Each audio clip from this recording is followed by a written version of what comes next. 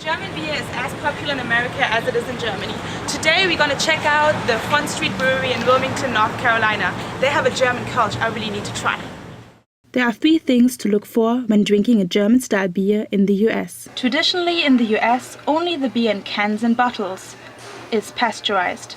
So also the imported German beers. So first step, go to a local brewery to find beer brewed which isn't pasteurized. Then ask for the ingredients. One of the keys, I think, for Kolsch in America is to get Kolsch yeast, which is one of the most important parts of a Kolsch.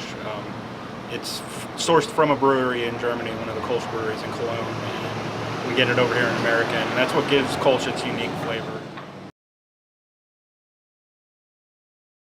We are, actually, yeah. Not for all our beers, but for our German beers that we make, we stick to the 4 main ingredients. The only thing we slightly flub is sometimes we don't catch all the natural carbonation, so we might have to inject some additional carbonation into the beer to make it servable. But for the most part, yeah. And last but not least, the temperature of the beer. Now for lighter styles of beers and IPAs and more bitter or lighter beers, I would say that the optimal temperature is probably in the upper 40s.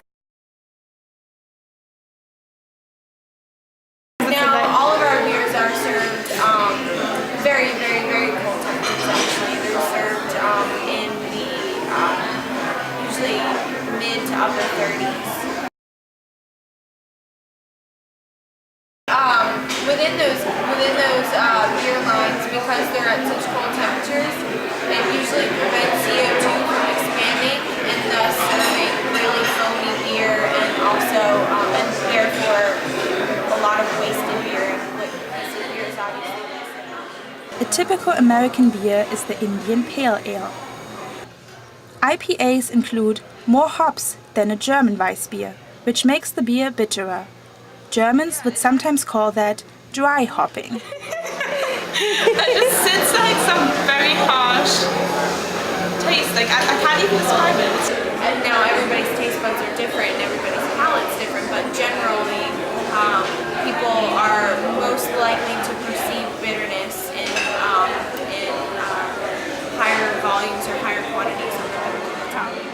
According to the assistant brewer, German beer is the gateway to craft beer. So you have 2 beers in front of you. One is the German Kolsch and one is the IPA, in English Pale Ale. Sip it, have your reaction to the beer, whatever it is, and then maybe just describe right after what you think the beer tastes like. Or try one? Okay. Let's try this.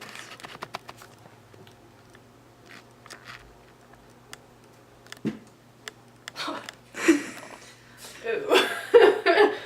what do you think about this beer? That one's got a really strong bite. Jeez. Oh god. Tastes like toast.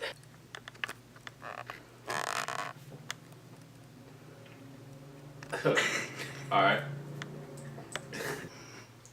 It just had a harsh aftertaste. I like IPAs, and my favorite kind of beer is Aviator's Devil's Triple. It's really delicious. It's not an IPA, but it's still really good. The other one. You can just see the difference even when you shift from side to side.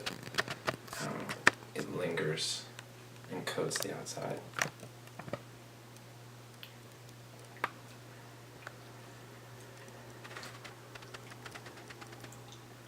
Yeah, that's definitely the IPA. What makes you say that?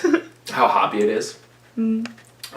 It's not overly bitter, but it definitely has that feel like I'm having a fresh squeeze of lemon, and it's that pop, the initial flavor that I get.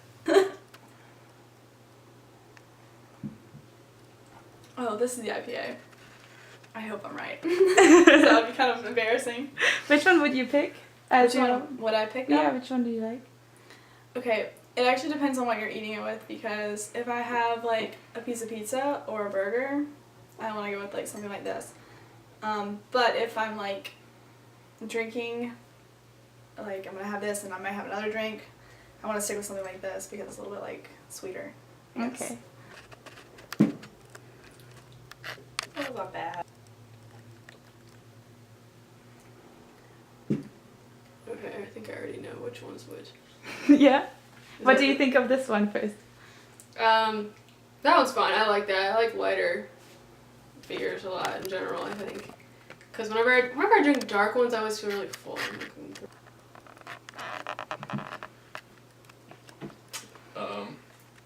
Not very good, but it's alright.